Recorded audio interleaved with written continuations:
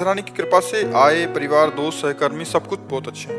महाराज जी, जीवन में कुछ पलों में विकार, काम, क्रोध, लोभ, मोह, अहंकार ज्यादा हावी हो जाते हैं। उसकी गलानी बहुत महसूस होती है, फिर मन बेचैन हो जाता है, असंतुष्ट हो जाता है। महाराज जी, ऐसे में जीवन का आनंद नहीं ले पाते। अगर नाम जप करते हुए, सत्संग सुनते हुए विवेक जागृत कर लो तो फिर जीवन का आनंद ले सकते हो, आराम से ले सकते हो। जब तक भगवान से नहीं जुड़ोगे, अध्यात्म से नहीं जुड़ोगे, तो जीवन बिना दिशा का है।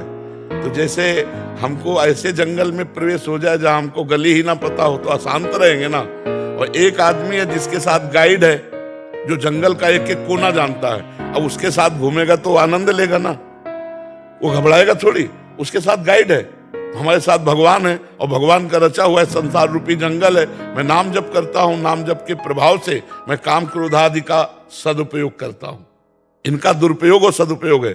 जैसे आप संतान उत्पत्ति के लिए अपनी पत्नी से काम का प्रयोग करते हैं, ये सदुपयोग है काम का। और इसी काम का दूसरी माता बहनों के साथ गलत संबंध बनाते हैं, ये दुरुपयोग है। इससे तुम्हारी दुर्गति होगी, बुद्धि भ्रष्ट होगी। क्रोध आया, क्रोध का भी सदुपयोग है। गुरु अपने शिष्य पर, पिता अपने बच्चों पर अधिकारानुसार क्रोध का नाटक करने से उनकी उन्नति होती है। जैसे देखो, अगर तुमने पढ़ाई नहीं की और ये काम जो आज दिया कल नहीं सुना, वो 2 चपत के भय से हम लोग याद करके ले जाते थे टीचर को सुनाने, तो हमारी बुद्धि बढ़ती थी। भय जो क्रोधयुक्त होकर के टीचर ने या पिता माता ने, तो गलत से डर लगता था। तो क्रोध का सदुपयोग, जैसे आप ऑफिसर हैं, किसी पद में हैं, अपने अनुयायियों से आपको ठीक काम करवाना है, तो क्रोध नहीं है पर क्रोध का नाटक करना चाहिए, आपको ऐसा करना पड़ेगा। अब वो भयवश हमारे कार्य को पूरा करेगा, क्योंकि सरकार का भारतीय कार्य कोई कहीं भी हो, चाहे मास्टर हो, डॉक्टर हो, कोई कहीं भी हो, कार्यरत है, उसके अनुयायी हैं, तो उसको क्रोध। हम हर चीज का सदुपयोग करें।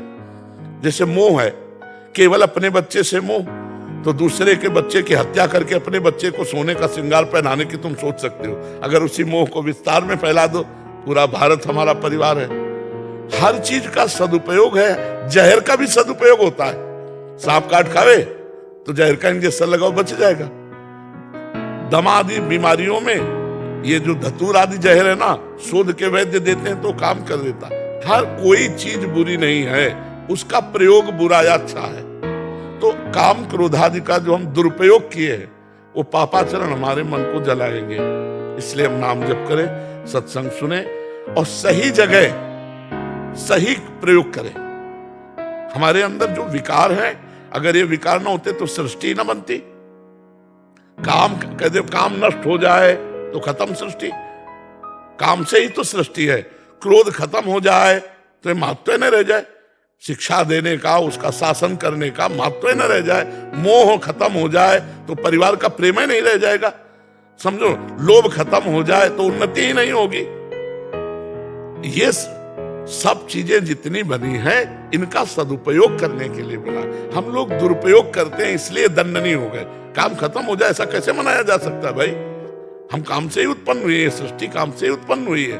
काम जहां दूषित है वो खत्म हो जाए, हमारे दूषित विचार खत्म हो जाए, हमारे गंदे विचार खत्म हो जाए, उसके लिए सत्संग और नाम जप। सत्संग सुनो और नाम जप करो, और जो तुम्हें गलत दिखाई दे रहा है वो मत करो।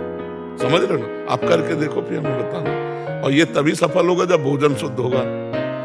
अगर भोजन सात्विक नहीं हुआ तो हमारी बात तुम्हारे ऊपर असर नहीं करेगी।